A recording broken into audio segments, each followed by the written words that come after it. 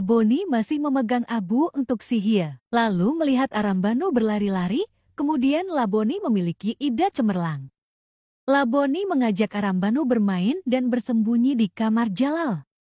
Joda pun merasa cemas dan yakin kalau ada sesuatu yang akan dilakukan Laboni. Lalu Laboni memasuki kamar Jalal dan Joda untuk berpura-pura mencari Arambanu. Laboni pun memanggil-manggil Arambanu dan mencari ke sudut-sudut kamar Jalal. Lalu Arambanu berlari di sekeliling ayah dan ibuni. Dan Laboni berpura-pura terjatuh dan memeluk Jalal untuk mengoleskan abu di benang suci yang ada di tangan Jalal. Joda lega talu suci masih menempel di tangan Jalal, lalu Joda memeriksa seluruh ruangan kamar dan tidak menemukan apapun. Sedangkan Laboni berada di kamarnya sambil memeluk gaun Joda. Dan berkata dalam hati kalau cuma dialah yang akan bersama dengan Jalal.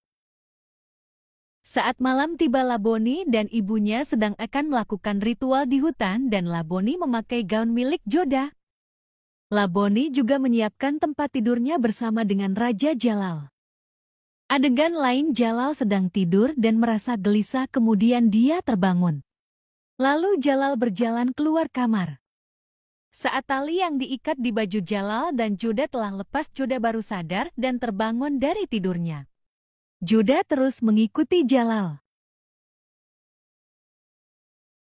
Jalal terus berjalan menuju hutan dan kamar yang sudah disiapkan Laboni.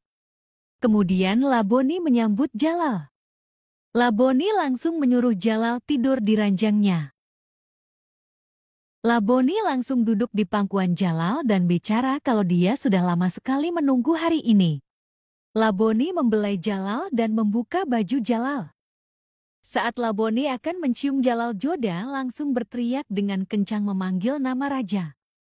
Laboni pun marah dan langsung melihat ke arah Joda. Joda berkata pada Laboni berninya melakukan ini pada suaminya, lalu Laboni pun menjawab dan menceritakan kebenaran kalau dia bukanlah adik sepupu Joda tapi Laboni. Saat Joda akan mengambil Jalal, Laboni pun berkata kalau dia tidak boleh melakukan itu. Dan mengancam Joda kalau dia tidak pergi dari sana maka Laboni akan membunuh Jalal. Dia juga berkata kalau Jalal tidak akan bisa dimiliki Joda. Joda berpikir apa yang harus dia lakukan. Kemudian dia berkata pada Laboni dia siap memberikan raja padanya tapi jangan pernah lakukan apapun padanya. Laboni berkata kalau Joda adalah istri yang baik. Dia juga menyalahkan Joda karena dirinya lah mengapa Laboni harus menunggu sampai besok malam untuk mendapatkan Jalal. Kemudian Joda meletakkan Jalal di tempat tidur dan Jalal memegang tangan Joda sambil berkata jangan pernah tinggalkan aku Ratu Joda. Kemudian Joda membelai Jalal dan meletakkan kepalanya di kepala Jalal sambil berkata aku sangat mencintaimu yang mulia. Adegan lain, seorang guru memberi senjata pada muridnya dan berkata kalau senjata itu hanya bisa dipakai sekali saja. Lalu guru pun berkata waktu tinggal sedikit lagi. Keesokannya Joda berjalan-jalan bersama Mouti dan Mouti pun merasa aneh dengan sikap Joda yang diam. Laboni pun langsung menghampiri mereka, kemudian Joda dan Laboni saling bertatapan.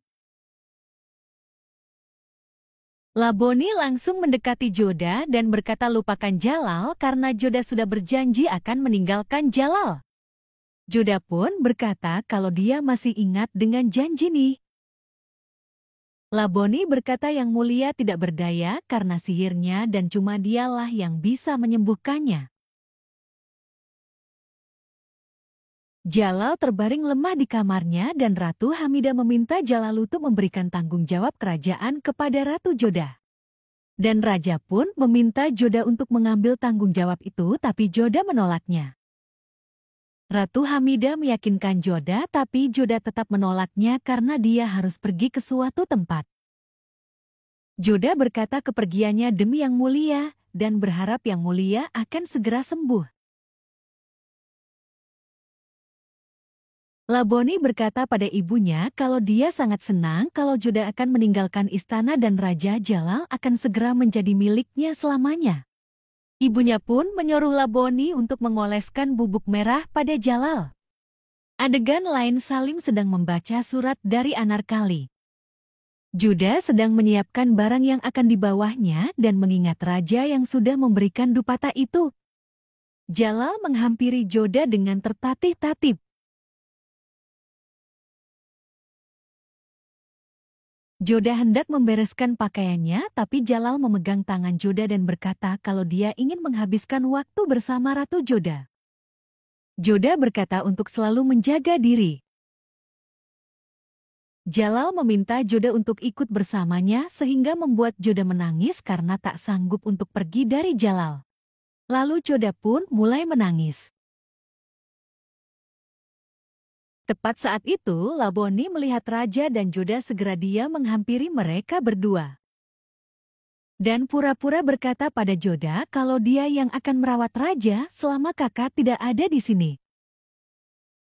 Jalal menatap Joda dari atas balkon. Joda memberi salam kepada mereka.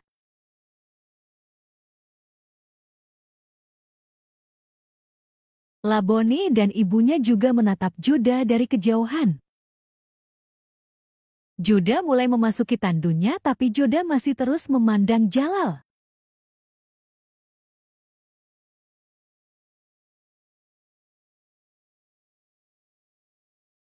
Pada malam hari ibunya berkata kalau boneka ini akan membantu mereka.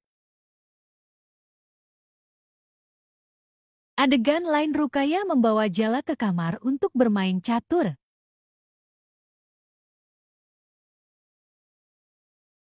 Joda mendatangi gua dan memanggil-manggil Yukinan tapi tidak ada sahutan. Membuat Joda panik.